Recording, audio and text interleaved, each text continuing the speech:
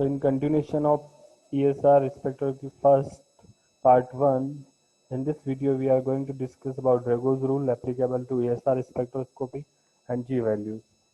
So Drago rule says that there are two conditions. If H proton attached to the non-magnetic nuclei will participate in splitting, and if H attached to magnetic nuclei will not participate in splitting. So these 2 points applicable to ESR spectra according to Drago's rule. So for that understanding, we have to consider some examples. Let's consider first. This is tetraamine copper second complex, in which nitrogen is magnetic nuclei. Nitrogen is magnetic nuclei, and its spin is 1. That's why the attached hydrogen with nitrogen will not participate in splitting. So in this case, in this complex, first we have to calculate the lines for metal whose spin is 3 by 2, and then we will find out the splitting lines for nitrogen. We will not find out, or we will not calculate the splitting lines for hydrogen. Why? Because according to Drago's rule, these hydrogens are attached to nitrogen, and nitrogen is magnetic nuclei. So if hydrogens are attached to magnetic nuclei, they will not participate in splitting. So first we have to calculate for copper. 2 into 1, 1 is n is number of copper is 1, that's why 1 into 3 by 2, 3 by 2 is the spin of copper plus 1, and then 2 into 4, 4 is 4 nitrogen, 1 2 3 4, and into 1, 1 is the spin value for nitrogen, I value for nitrogen. So for solving by solving this, we will get 36 line in case of tetraamine copper second complex. Similarly, hexaquatitanium second complex, there is oxygen, and oxygen is non-magnetic nuclei. Non-magnetic nuclei means the hydrogen which are attached, those are attached to oxygen, will participate in lines splitting. So first we have to calculate the splitting for titanium metal center. 2 into 1, 1 is number of titanium, that is 1. 3 by 2, it is the spin I value for titanium plus 1, and 2 into 12, 12 are the hydrogens. 2 1 2 3 4 5 6 7 and 19 11 12, 12 are the hydrogens. So that's why 2 into 12 into 1 by 2, 1 by 2 is the I value for hydrogen plus 1. So these are 52 lines we will get in case of hexaquo titanium 2 plus. So in this case, oxygen will not participate. Why? It is non-magnetic. So if non-magnetic hydrogens are attached to non-magnetic, then they will participate. And hydrogens are attached to magnetic nuclei, they will not participate. And see this example, hexaquo copper 2 plus, in which again hydrogens are attached to oxygen. It means they will participate in splitting. Oxygen is non-magnetic nuclei, that's why hydrogen will participate, and we will calculate the lines first for copper. 2 into 1 into 3 by 2 plus 1. 2, 1 is, this 1 is number of copper, 3 by 2 it is a I value for copper plus 1. 2 into 8, 8 are the hydrogens, because this these 8 hydrogens are in the same environment, and these 4 hydrogens at axial position are in different chemical environments. That's why there are two kind of hydrogens are present. In equatorial, these are same, and in axial, at axial, these are same. So that's why 28 into 1 by 2 plus 1, and 24 into 1 by 2 plus 1. 4 hydrogens are in different environment. 8 hydrogens are in different environments. That's why at the end we will get 1 at the lines in case of hexaquo copper second complex. Now, let's consider this example again. I value for titanium is 3 by 2. Nitrogen, it is a magnetic nuclei, that's why these hydrogens attached to nitrogen will not participate, but hydrogen attached to oxygen will participate. And titanium, here oxidation electronic configuration is 3d2 4s2. In case of titanium 2 plus, in this complex, it has 3d2 configuration. Now number of unpaired electrons are 2. Now we will calculate the lines for this complex.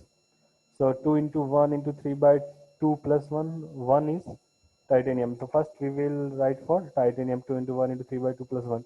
Then we will go for hydrogens attached to the oxygen. Okay, so these are 8 hydrogens.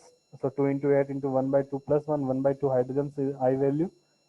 Then 2 into 2 into 2 into 1 plus 1. 2 is nitrogen. This 2 belong to 2 nitrogens. These hydrogen attached to nitrogen will not participate because nitrogen is magnetic nuclei. So that's why 4 into 9 into 5 is equal to 180. Now we have 2 unpaired electrons, 180 lines for 1 unpaired electron. Now we have 2 unpaired electrons, that's why 180 into 2. So total 360 lines we will have in case of tetraequo tetraamine diamine tetraequo titanium 2 plus complex. So we have to multiply all the lines into with unpaired electrons. Now consider this example again. I value sorry in which titanium has replaced by chromium. So in this case, I value is 5 by 2. Chromium's I value is 5 by 2. Now chromium's configuration is 3d5 4s2. In case of 3 chromium 2 plus, it is 3d4. Now unpaired electrons are 4. So first we have to calculate the splitting lines for chromium, then these 8 hydrogens, then 2 nitrogens. So so we will get 270 lines for one unpaired electron. But here are 4 unpaired electron, here is 4 unpaired electron, that's why we will multiply 270 into with 4, and at the end we will get finally 1 0 at 0 line. So this thing we have to keep in our mind, that we have to multiply the lines with unpaired electrons for final results.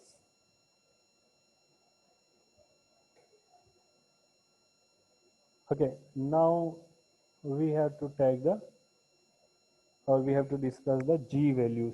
What are the G values? G values, this is the isomer shift in case of ESR.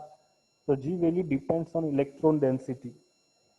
It is directly proportional to electron density, and it is different for every direction. Suppose we are having 3 direction X, Y and Z. So in Z direction it will be different from Y direction and X direction. So always magnetic field is applied in Z axis. Magnetic field is always applied in Z direction or Z axis. That's why in Z direction or Z axis, G value is parallel to Z axis. That's why we denote it with G parallel.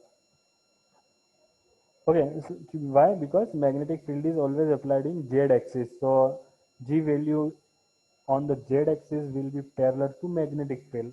That's why in Z direction, the G value is denoted with G parallel, and X and Y are perpendicular to that Z. That's why in Y and X direction, the G value is denoted with G perpendicular.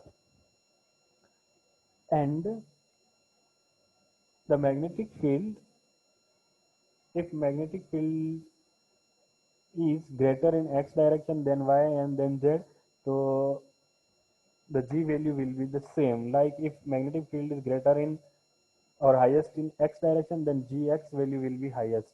Then if magnetic field is uh, in Y direction after X, then G value for Y will be after Gx. So G value is directly proportional to magnetic field और electron density. अगर electron density x direction में ज़्यादा है तो G value x direction में ज़्यादा होगी. If electron density is y direction में ज़्यादा है तो y डायरेक्शन में G वैल्यू ज़्यादा होगी. And if electron density is higher in Z direction, then Z value will be higher.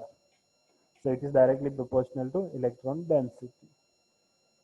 Now we have to consider John-Taylor distortion, G value effect of John-Taylor distortion on G value. So John-Taylor distortions are two types, elongation and compression. Elongation is known as Z out and compression is known as Z in. In case of elongation, the electron density is more in dz square.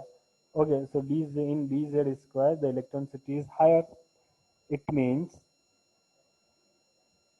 in z direction, the G value will be high because G value is directly proportional to electron density. And in case of elongation, in z square, dz square, the electron density is high. That's why G value in case of elongation will be high in z direction, and that's why G parallel will be greater than G perpendicular. Why? Because in case of elongation, the electron density is high in dz square, so that's why electron density is high in z direction. That's why G value in z direction will be highest than Gx and Gy.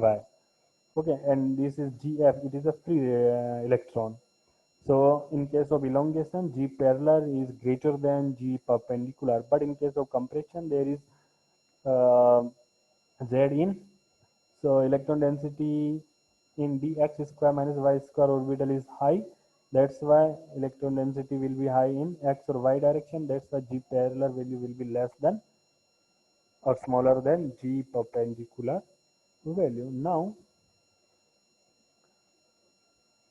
there are two kind of solids or matters like gas, liquid, amorphous solid, and crystalline solid. So in case of gas, liquid, and amorphous solid, the G value is always the same. Gx is equal to Gy is equal to Gz. In case of gas, liquid, and amorphous solid. But if we talk about crystalline solid, so there are two kind of crystalline solid, chiral and non-chiral. So in case of chiral, the Gx value will be equal to Gy, but it is not equal to Gz. And in case of non-chiral, Gx is not equal to Gy is not equal to Gz. So this is the thing about G value. Thank you.